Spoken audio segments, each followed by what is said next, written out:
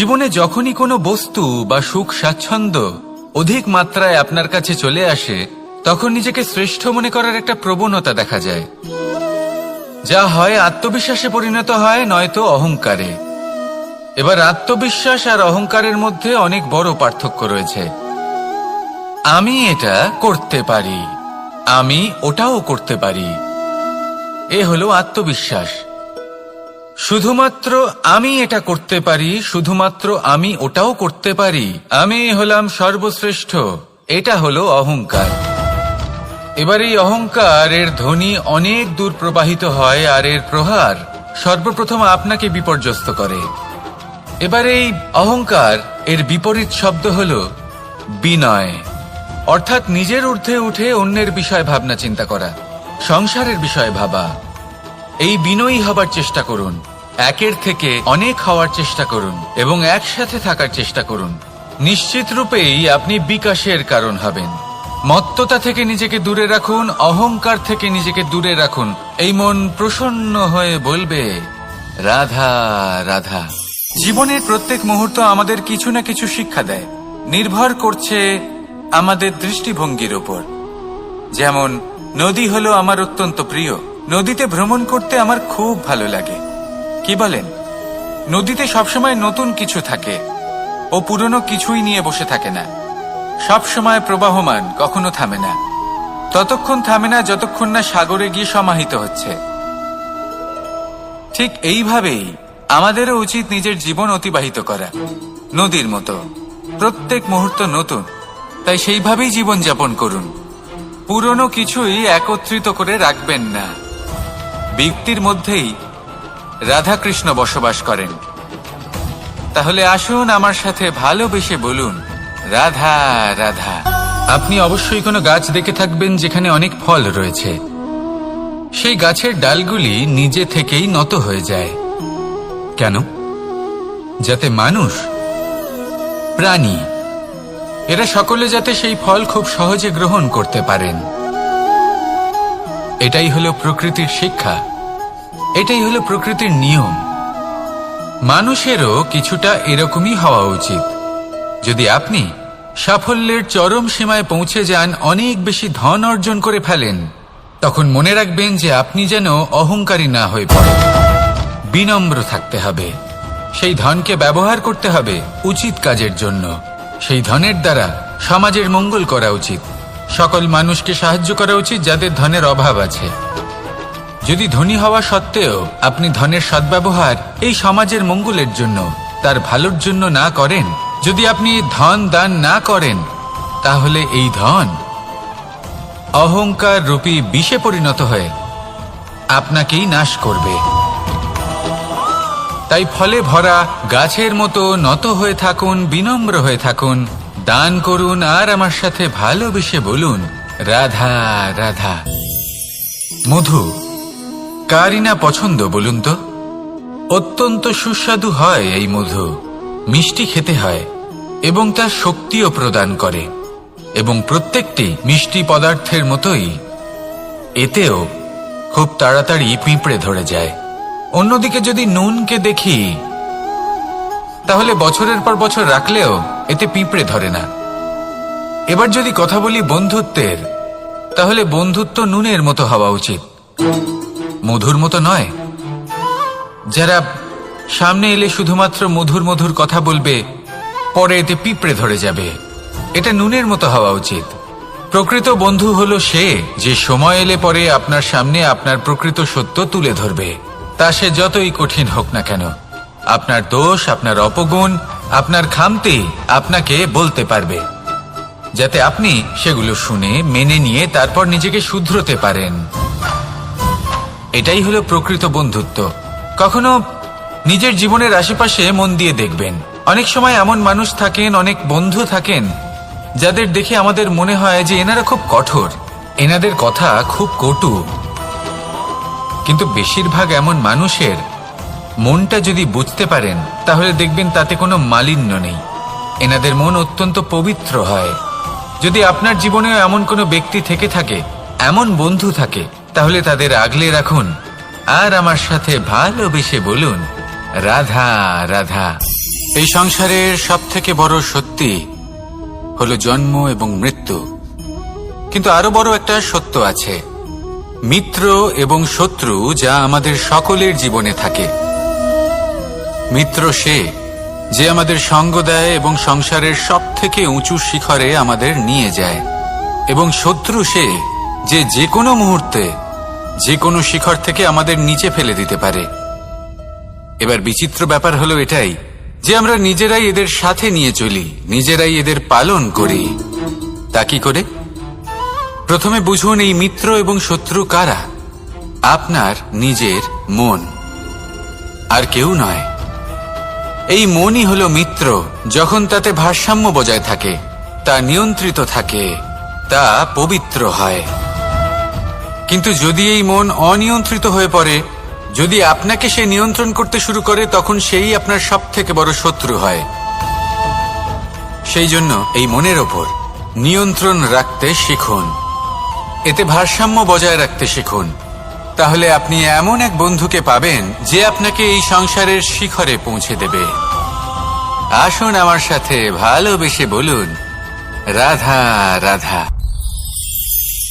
মুক্তোর এই মালা দেখতে কত সুন্দর হয়, তাই না? যিনি ধারণ করেন তাকেও এটা শীতলতা প্রদান করে, আর যে ব্যক্তি দেখে তার চোখও এই দৃশ্য দেখে শান্তি উপলব্ধি করে। কিন্তু ভাবুন, যদি এমন কিছু হয় যে সুতো দ্বারা এই মুক্তোর মালা তৈরি হয়েছে সেটা কেউ ছিঁড়ে দেয়, তাহলে এই মুক্তোর মালা ছিঁড়ে যাবে আর সমস্ত মুক্তো মাটিতে পড়ে যাবে, ছড়িয়ে পড়বে। তখন কি আমরা এটা ভাববো যে এটা তো মাটিতে পড়ে থাকা বস্তু, এটা আমি তুলব না? ভাববো না, তাই না? আমরা নিচু হয়ে একটা মুক্তো কুড়িয়ে নিই এবং আবার এদের সুতোর মধ্যে প্রবেশ করাই। কেন? কারণ এই মুক্তো হলো বহুমূল্য। এতে কোনো সন্দেহ নেই যে এই মুক্তো হলো বহুমূল্য, কিন্তু এর থেকেও অনেক বেশি বহুমূল্য হলো আমাদের জীবনে আমাদের সম্পর্ক, আমাদের বন্ধু বান্ধব। এই সম্পর্কেও কখনো কখনো বিবাদ হয়, মনোমালিন্য হয়, এগুলোও ছড়িয়ে যায়। আর সেই সময় এই মুক্তোর মতোই নত হয়ে আমাদের এই সম্পর্কগুলিকে হাতে তুলতে হবে, এদের জুড়তে হবে, এদের আগলে রাখতে হবে, কারণ এদের থেকে বহুমূল্য আর কিছুই নেই।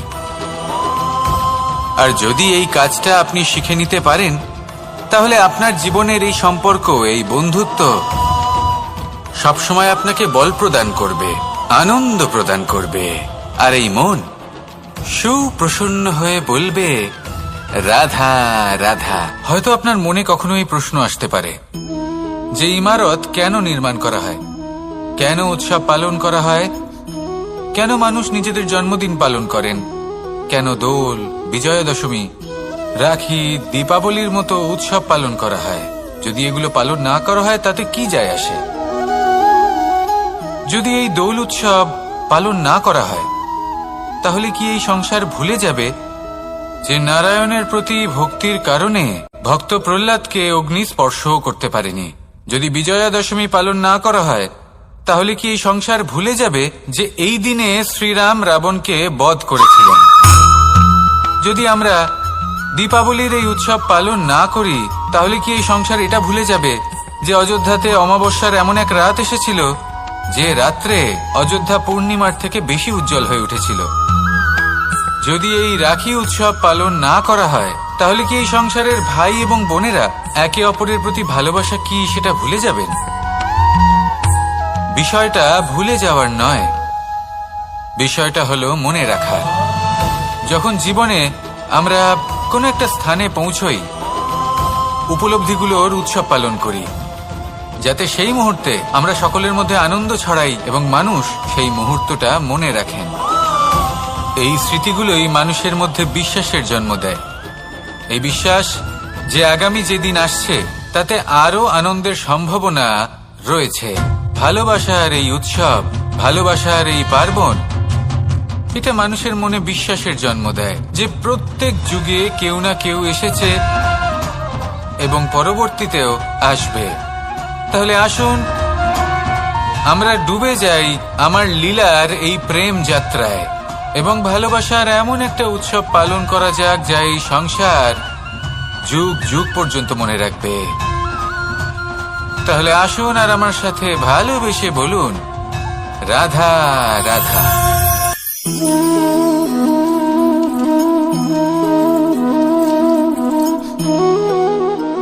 এ হলো এক আম গাছ, আর খুব যত্ন সহকারে আমি এটা বড় করেছি। প্রথমে বীজ বপন করেছি, তারপর সিঞ্চন করেছি, তারপর এর থেকে অঙ্কুর বেরিয়েছে, তারপর দিন প্রতিদিন আমি এতে জল দিয়েছি। আস্তে আস্তে ওর পাতা বেরিয়েছে, তারপর ও একটা গাছের আকার ধারণ করেছে।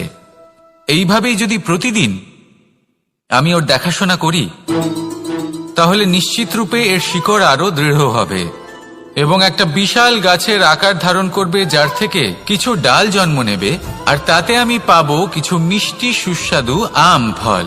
এবার আম তো সকলের প্রিয়, সকলের পছন্দের ফল, সকলে খেতে চান।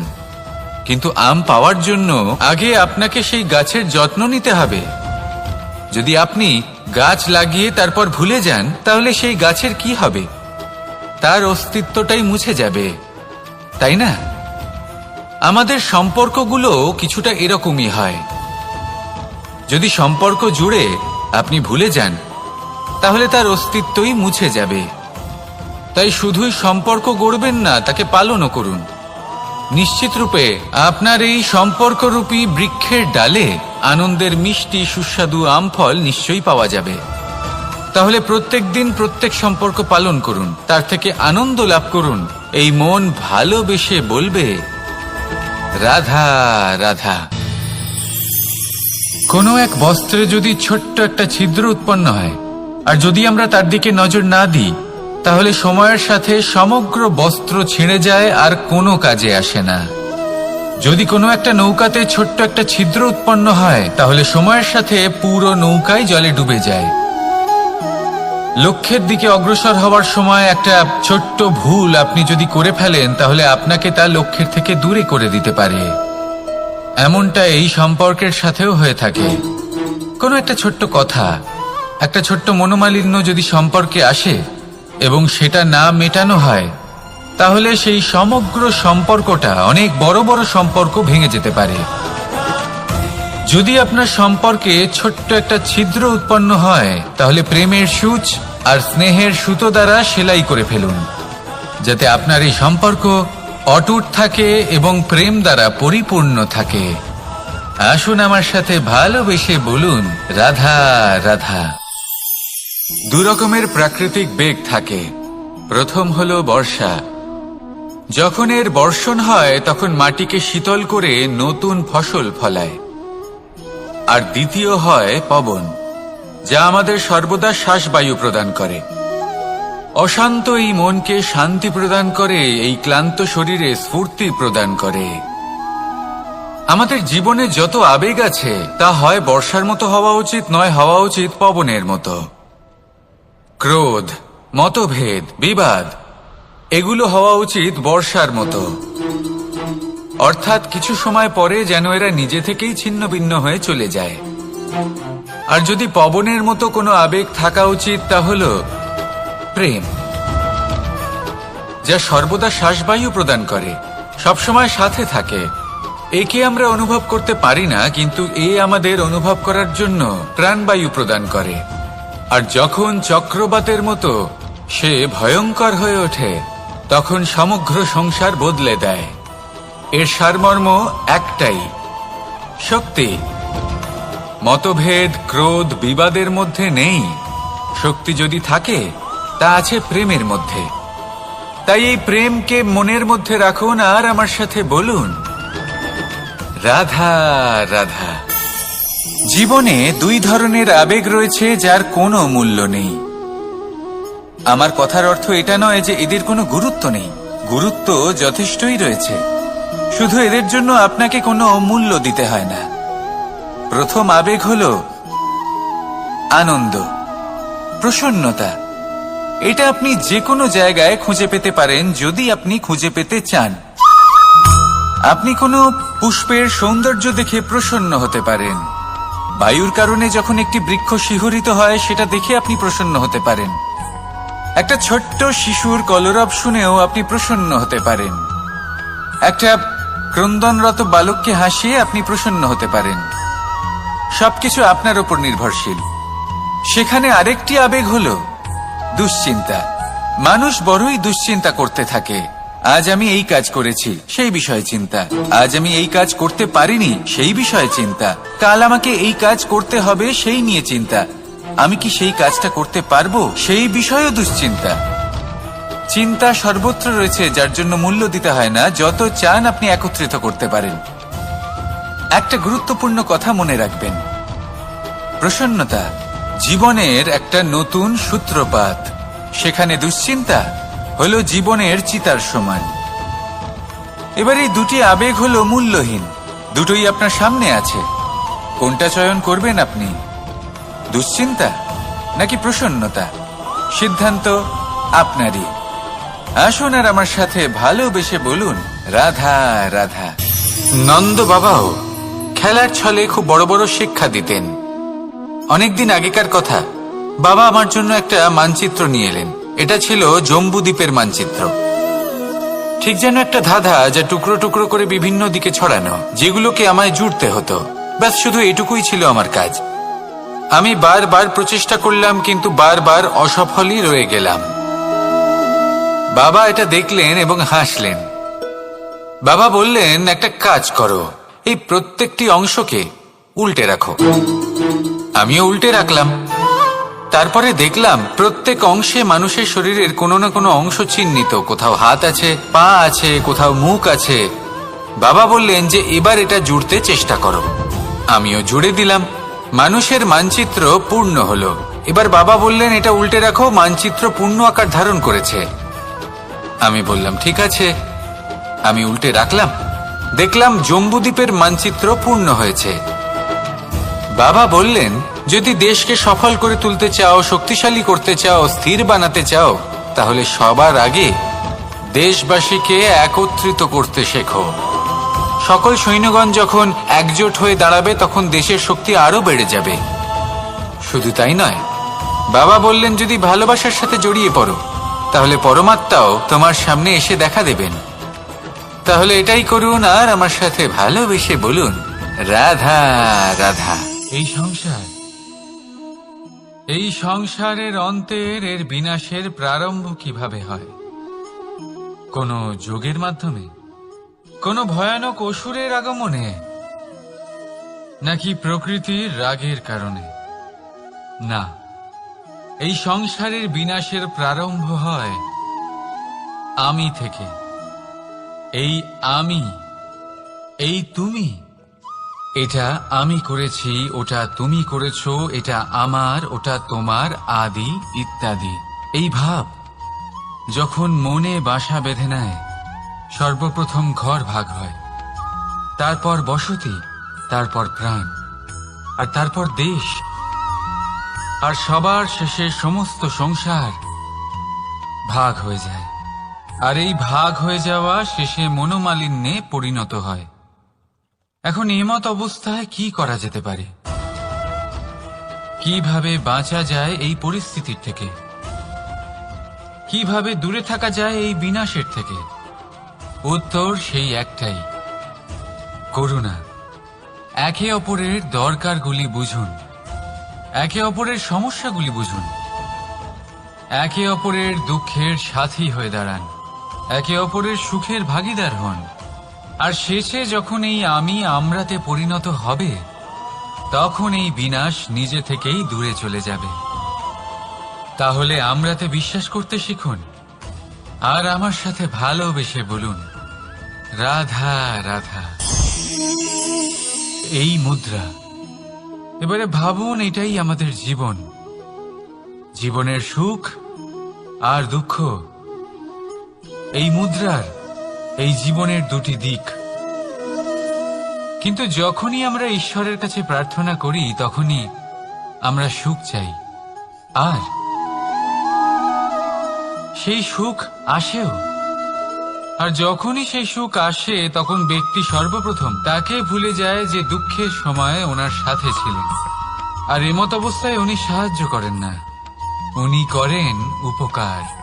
আর এই উপকারের বদলে মানুষের থেকে উনি নিজের জন্য শ্রদ্ধা চান, আর সেই শ্রদ্ধা, সেই চাহিদার কারণে উনি নিজেকে অন্যদের থেকে শ্রেষ্ঠ, অন্যদের থেকে ভিন্ন মনে করতে বিবশ হয়ে যান। আর আলাদা হবার কারণে তার মধ্যে জেগে ওঠে অহংকার, আর সেটাই হয় তার পতনের কারণ।